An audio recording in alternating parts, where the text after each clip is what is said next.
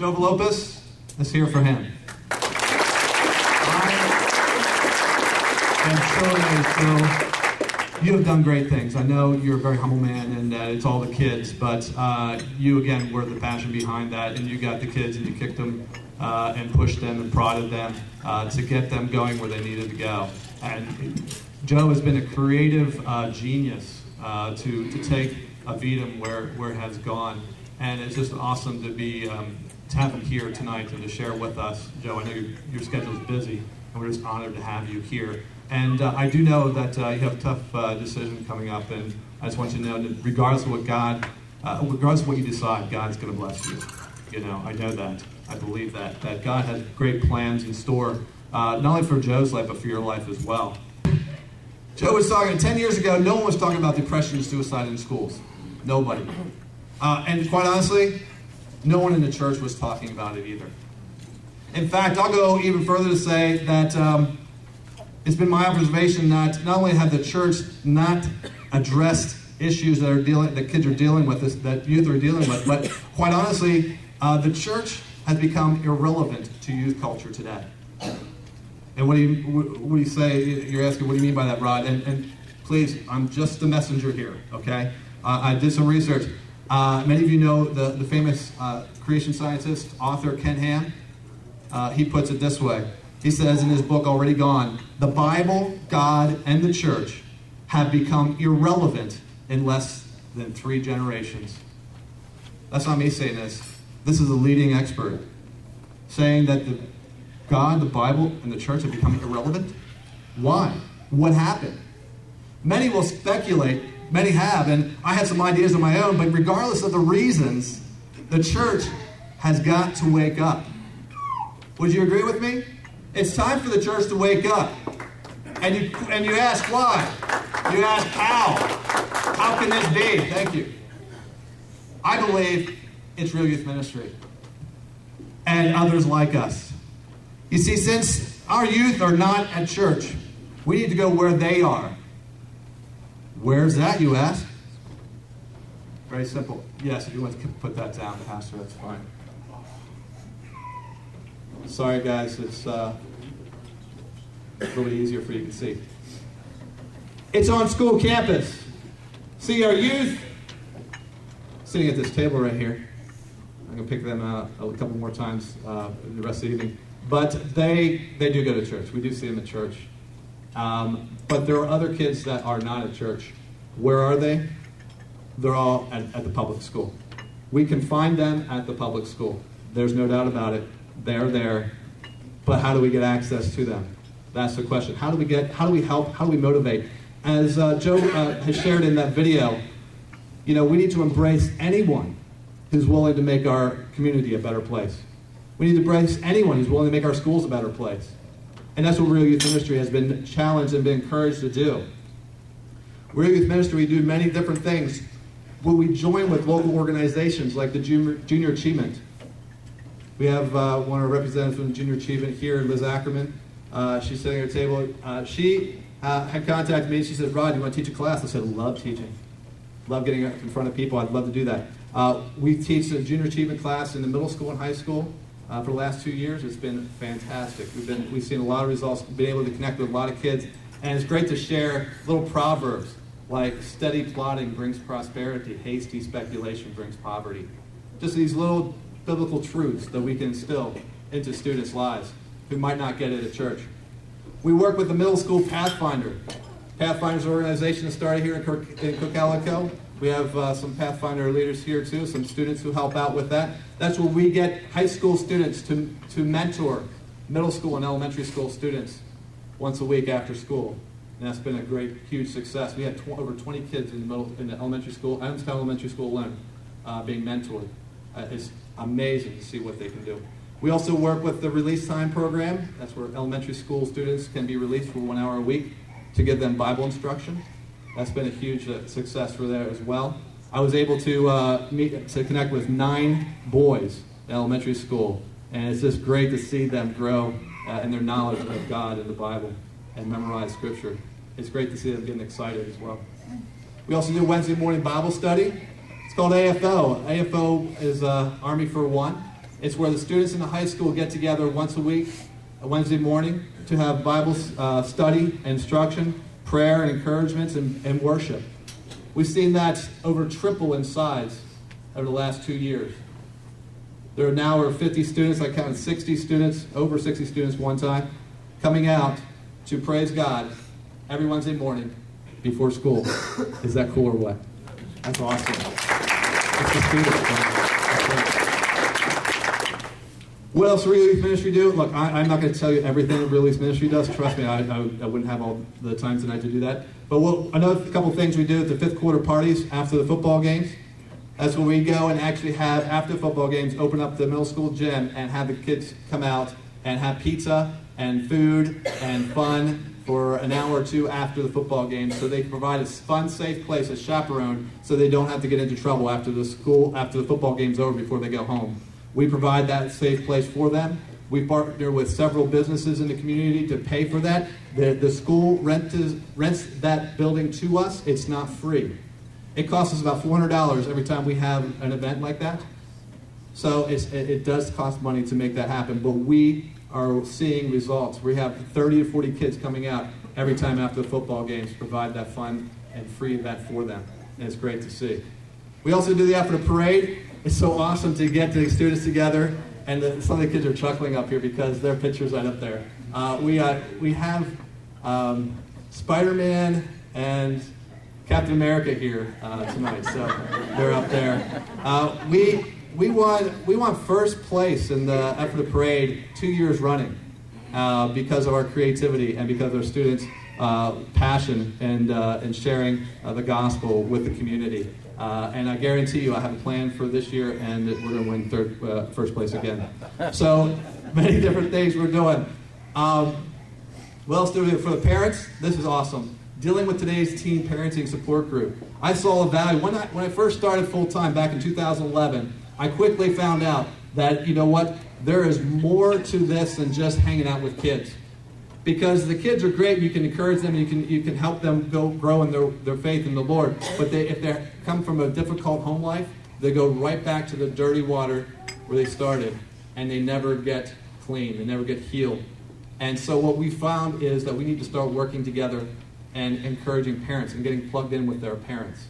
So we started a parenting support group at Salem Evangelical Church the first time. It was so successful there that the Adamstown Library invited Real Youth Ministry to have a parenting class there. So we ran a second class. We had 7 parents graduate from that class. And it's a 9-week class. It was a video series by Mark Gregston. Many of you heard of him. If you listen to WJTL or other Christian radio stations, he has a great program reaching out to parents and helping them gain the knowledge on how to raise their kids and how to deal with parents, how to deal with youth. But the most significant breakthrough I had this year was a program, an organization called Momentum. Momentum, obviously, you think of as energy, and it's already going, and it's moving, and it's rolling. But after Joe and I met, and he shared, he had this great idea. It wasn't my idea. It was actually Joe's idea.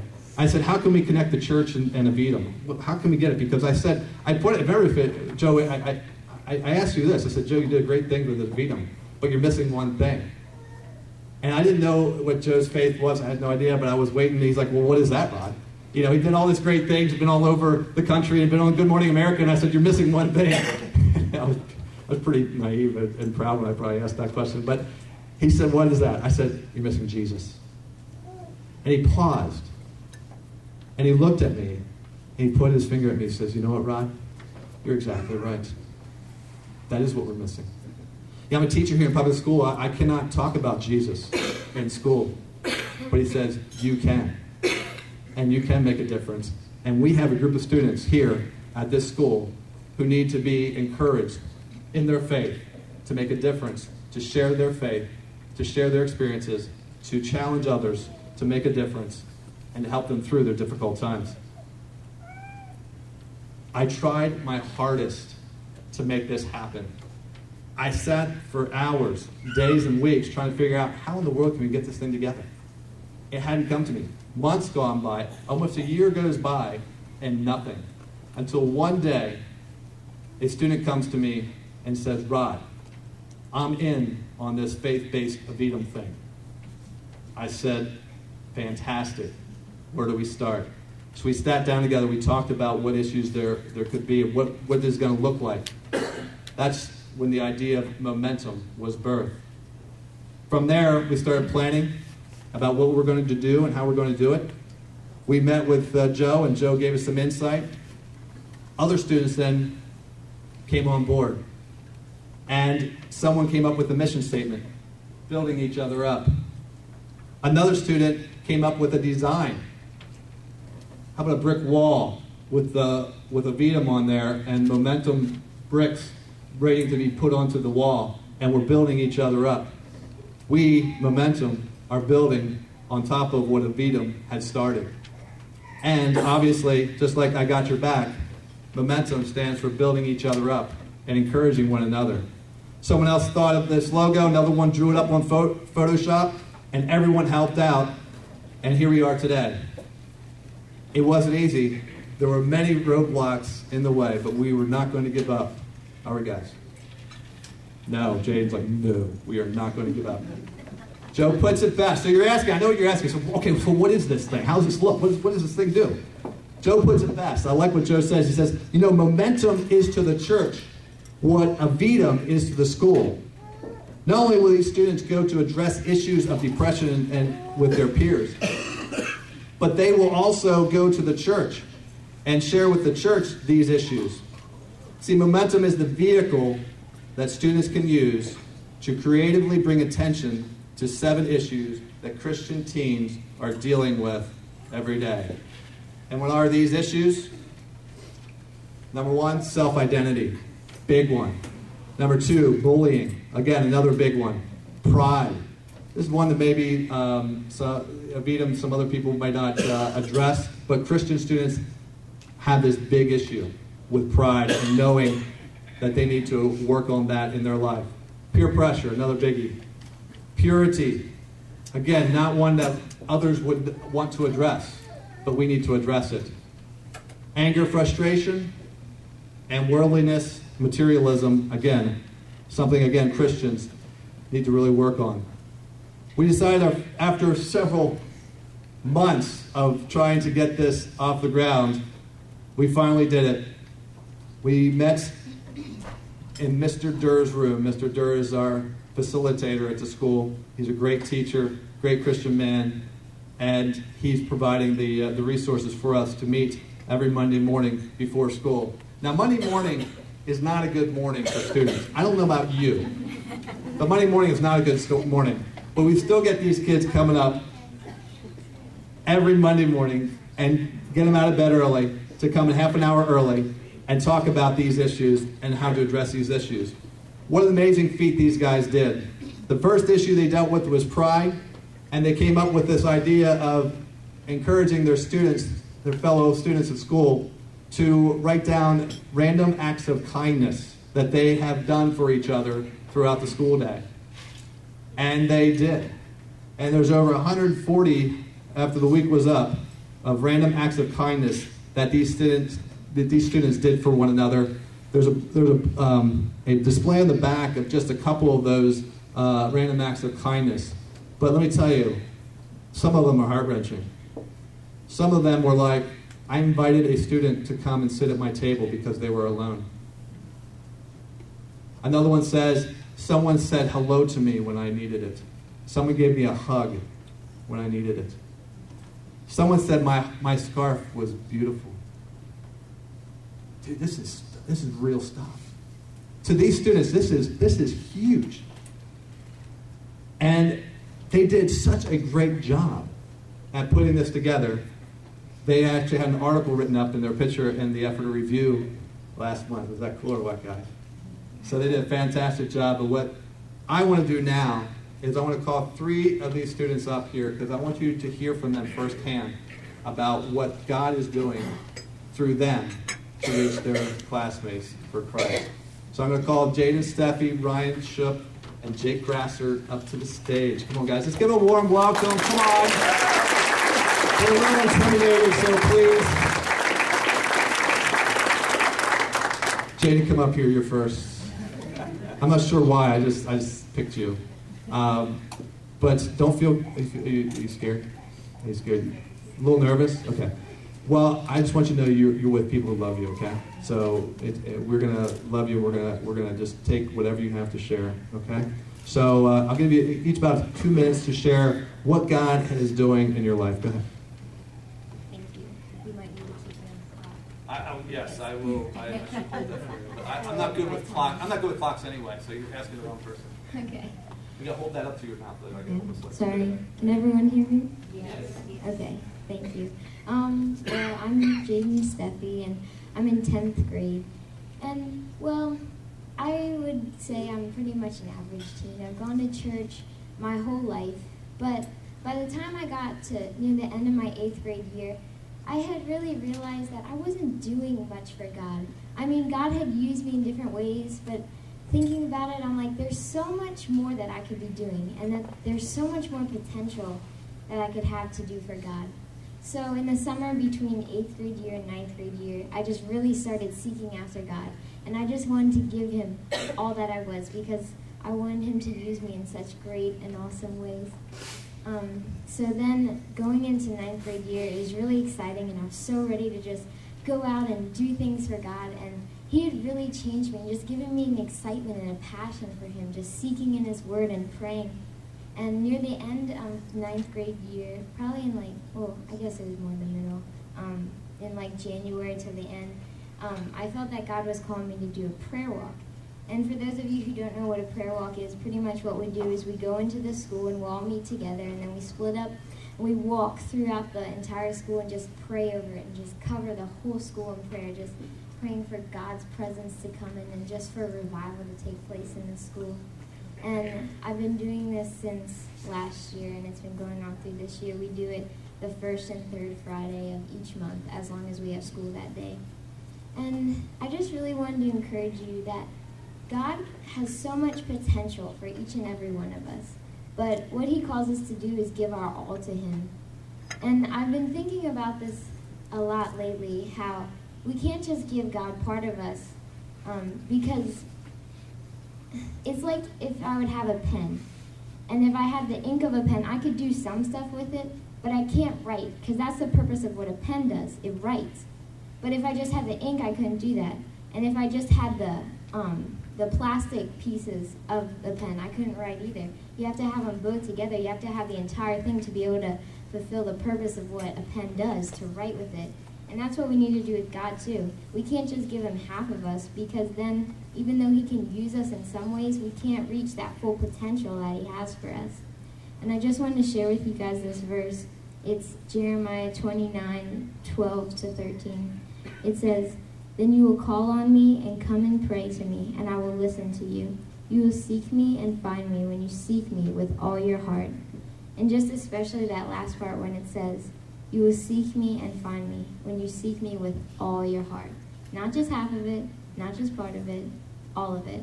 And I just wanted to encourage you that once you give your all to God, he will do amazing, amazing things in you. Things that you would have thought were impossible. Because a couple years ago, this would have been impossible for me to get up and do this. But God has just really taken a toll, and he's just really changed me. And he's just great. Thank you.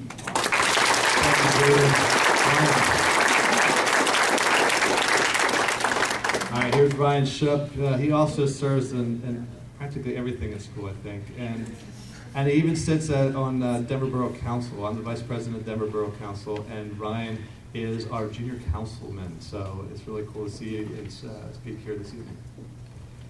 Well, thank you, Rob, for having me. My name is Ryan Shupp, and I'm 11th grader at Kakalika High School, and I'm going to share about this project that I did in freshman year. And it was actually in Mr. Villopez's class that he brought it up, that we watched this TED Talk. It's like a movie that these people come and give their philosophies and talk about what they think. And the one movie we watched, this guy did a 30-day challenge of doing something out of the normal, doing something that's not in your normal everyday life. And he challenged us to do that. And so our class pondered, we went over ideas. Someone was like, I'll give up Facebook for 20, well, we changed it from 30 days to 23 days. And I was pondering, and I thought that I would go to 23 different lunch tables.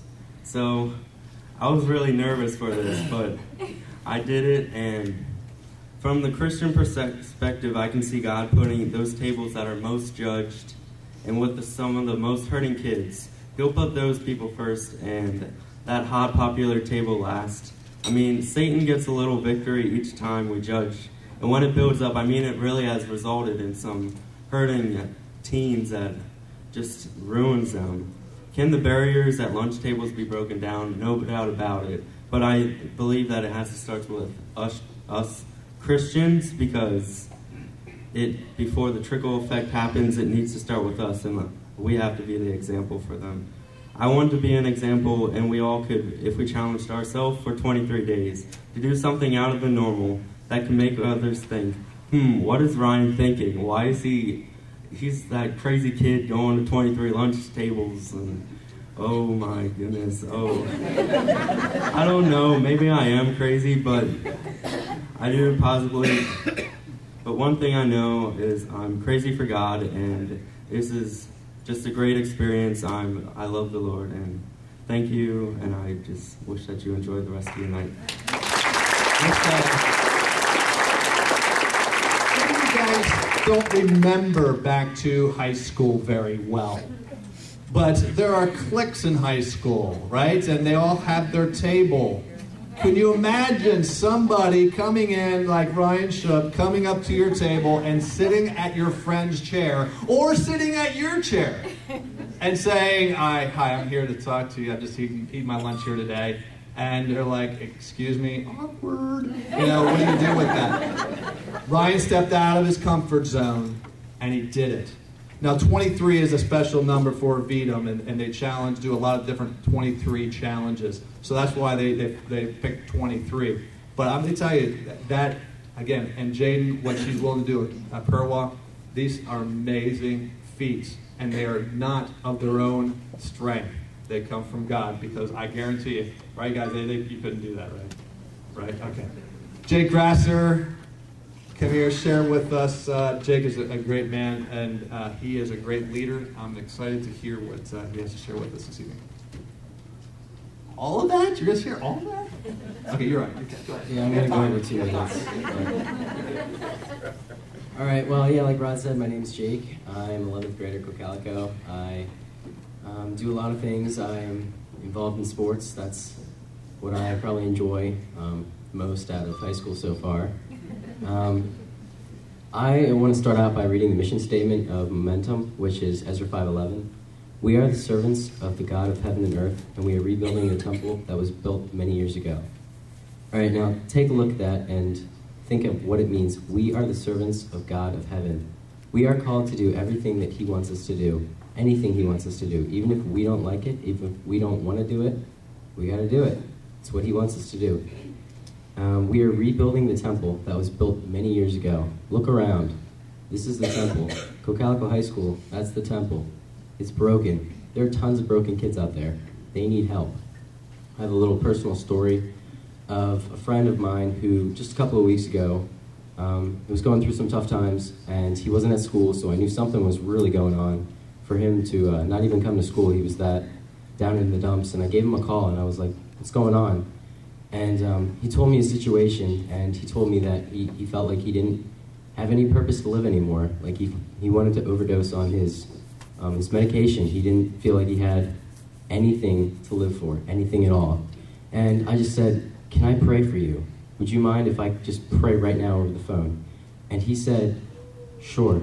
I mean, I really don't know where he stands spiritually, but I know that he appreciated that. He's come up to me after that multiple times, and he keeps giving me the updates and keeps telling me how he feels. And I know for a fact that Christ is making a difference in his life.